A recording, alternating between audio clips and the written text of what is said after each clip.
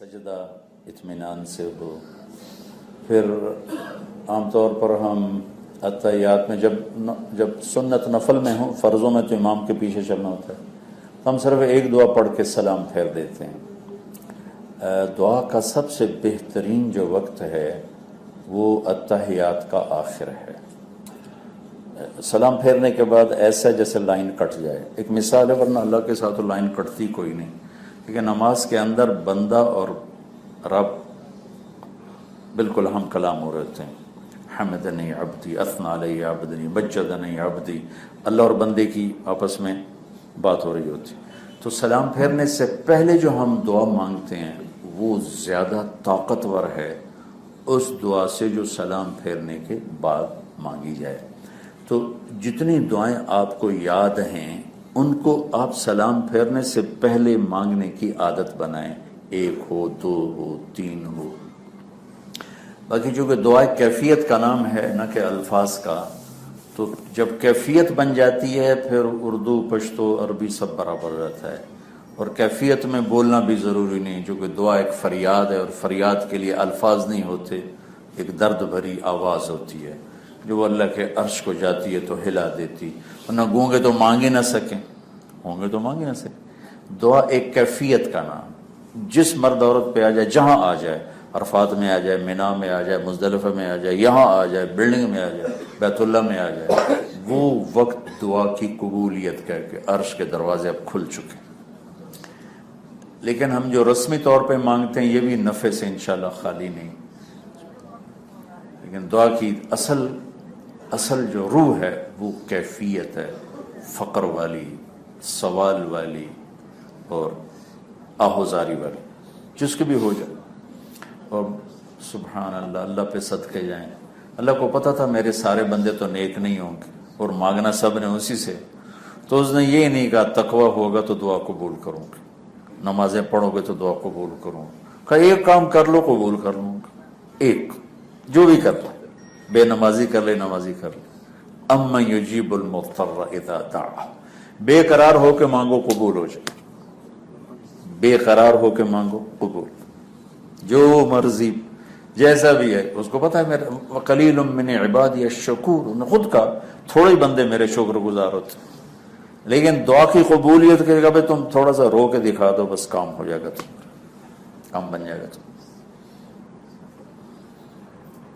تو نماز کو اطمینان سے پڑھا جائے، تلاوت کے لیے وقت نکالا جائے. اب ہم ایک معاشرہ، ایک ماحول اور ایک خاندان بن چکے ہیں، تو کوئی اونچ نیچ ہو تو برداشت کیا جائے، کوئی کمی بیشی ہو چپ کر جائیں، سہ جائیں، پی جائیں. اس کو مینا میں بڑے غصے ہو رہے ہوتے ہیں، میرا بستر ٹھیک نہیں، میری جگہ ٹھیک نہیں. تو یہ چیزیں پیش آنے والی ہوتی ہیں. جب ہوٹل جاتے ہیں، میرا کمرہ ٹھیک نہیں، مجھے ادھر دے دیا، اس کو ادھر دے دیا. تو اگر ان سب چیزوں کو ہم برداشت کر کے گزر جائیں گے انشاءاللہ ہمیں بہت فائدہ ہوگا. ہمارا یہ سفر بہت قیمتی سفر بنے گا.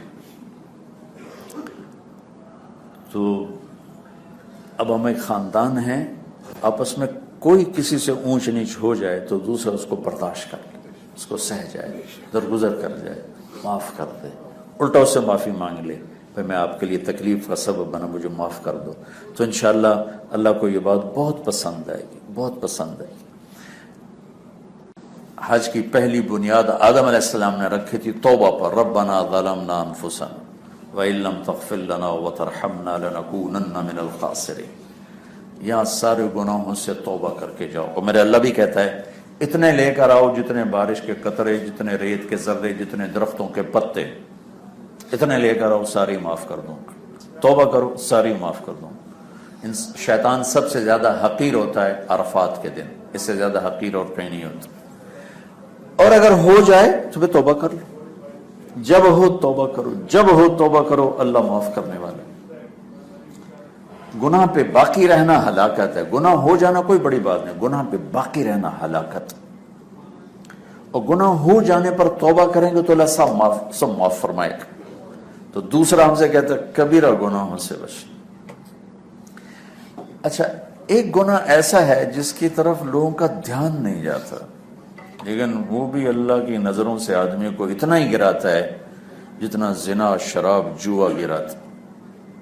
وہ ہے کسی کو حقیر جاننا، کسی کو حقیر جاننا، کسی کو حقارت کی نظر سے دیکھنا، اس کی کسی برائی کی وجہ سے یا اس کسی بھی وجہ سے کسی کو حقیر جاننا۔ شیطان نے اللہ سے کہا تھا میں 4 راستوں سے حملہ کروں گا، من بین ایدیہم ومن خلفہم وعن ایمانہم وعن شمائلہم، آگے سے آؤں گا، پیچھے سے آؤں گا، دائیں طرف سے آؤں گا، بائیں طرف سے آؤں گا، اور تیرے بندوں پہ حملہ کروں گا، کوئی تجھ تک آئے گا۔ آگے سے آنے کا مفسرین نے کیا مطلب بتایا کہ آگے آخرت ہے، ان سے کہوں گا آخرت ہے ہی کوئی نہیں، تو ایک بہت بڑا طبقہ میری بات مان جائے گا، جو جن پر یہ وار خطا ہو جائے گا ان کو پیچھے سے پکڑوں گا۔ پیچھے سے کیا مطلب ہے؟ پیچھے دنیا ہے، ان سے کہوں ہاں آخرت واقعی بہت بڑی چیز ہے، جنت بھی ہے جہنم ہے، پر یہ دنیا بھی تو ہے، ان کو دنیا کے چکروں میں ایسا پھنساؤں گا نہ جنت کے طلبگار ہوں گے نہ جہنم سے خوف زدہ ہوں گے۔ ان شمائلہم، الٹے ہاتھ سے آنے کا کیا مطلب ہے کہ ادھر سارے گناہوں کا رجسٹر ہے، تو شراب میں، زنا میں، جوئے میں، چوری میں، ڈاکے میں، جھوٹ میں، سود میں، ہیرا پھیری میں، ان چیزوں میں پھنساؤں گا۔ رائٹ سائڈ سے آنے کا کیا مطلب ہے؟ اس کو میں نے بعد میں بیان کیا کہ آخری چیز رائٹ سائڈ سے آنے کا مطلب یہ ہے جو علماء تفسیریں لکھا ہے کہ کچھ لوگ ایسے ہوں گے نہ آخرت سے غافل ہوں گے، نہ دنیا میں پھنسیں گے اور نہ کبیرہ گناہوں میں پھنسیں گے، تو شیطان ان کو چھوڑ دے گا نہیں۔ انیمان ہے، شیطان ان میں نیکی کا تکبر پیدا کرے گا اور گناہگار لوگوں کی حقارت دل میں پیدا کرے گا۔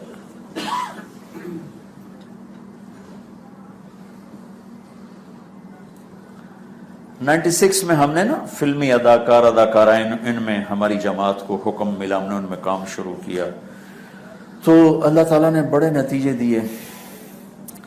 تو ایک لڑکی ڈانسر تھی، وہ حج کے لیے تیار ہو گئی، وہ ہمارے ساتھ اس نے حج کیا۔ تو عرفات میں ہم پہنچے تو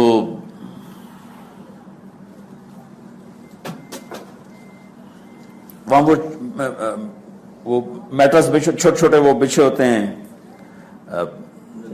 چٹائیاں بچھی ہوتی ہیں نا، وہ اس نے بچھائی ہوتی ہیں، معلم نے بچھائی ہوتی ہے اس کی فوم کی چھوٹی چھوٹی۔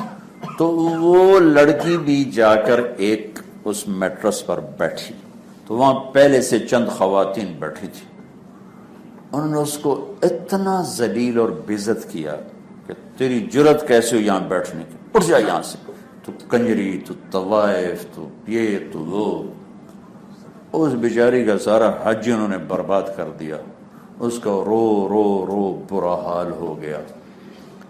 کتنے دن پھر مجھے لگے اس کو تسلی دینے، سمجھانے کہ ہم تو آتے یہاں اس لیے ہیں کہ اللہ معاف کرے، یہاں کون سا اللہ تعالیٰ نے بیریئر لگایا ہوا ہے کہ صرف نیک یہاں تو آنا ہی بدکاروں نے اپنے گناہ معاف کروانے کے لیے۔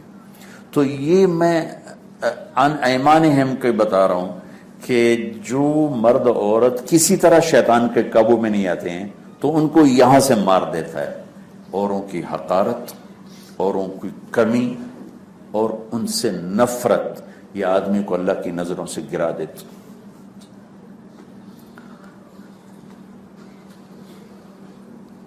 تو یہ ایک بہت بڑا جرم ہے جس کی طرف عام طور پہ بھائیو توجہ نہ، یہ سود خور ہے، یہ حرامی ہے، یہ فلانا ہے، یہ چور ہے، یہ ڈاکو ہے، یہ شراب کے اڈے چلاتا ہے، یہ جوئے کے اڈے چلاتا ہے۔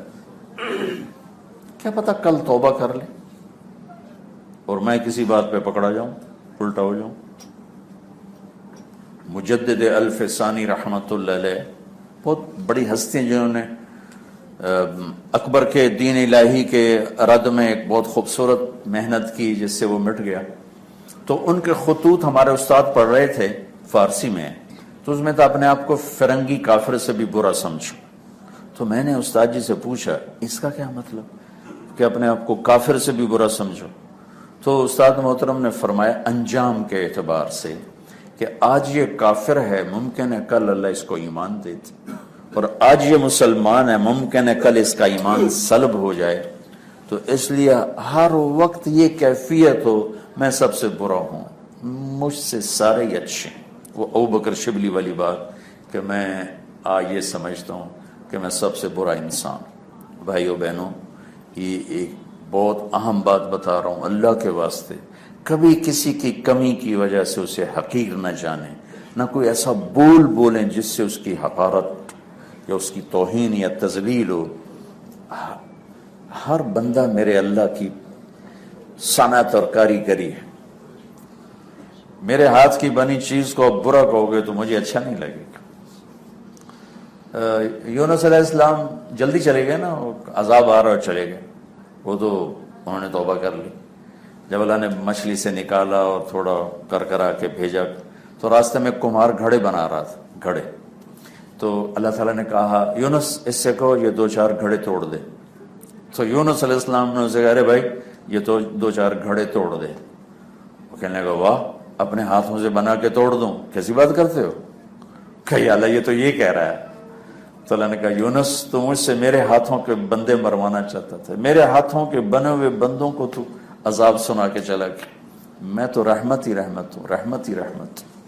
بھائیو اللہ کے واسطے، اللہ کے واسطے کسی کی حقارت کو دل میں نہ جگہ دینا، بہت خوفناک چیز ہے۔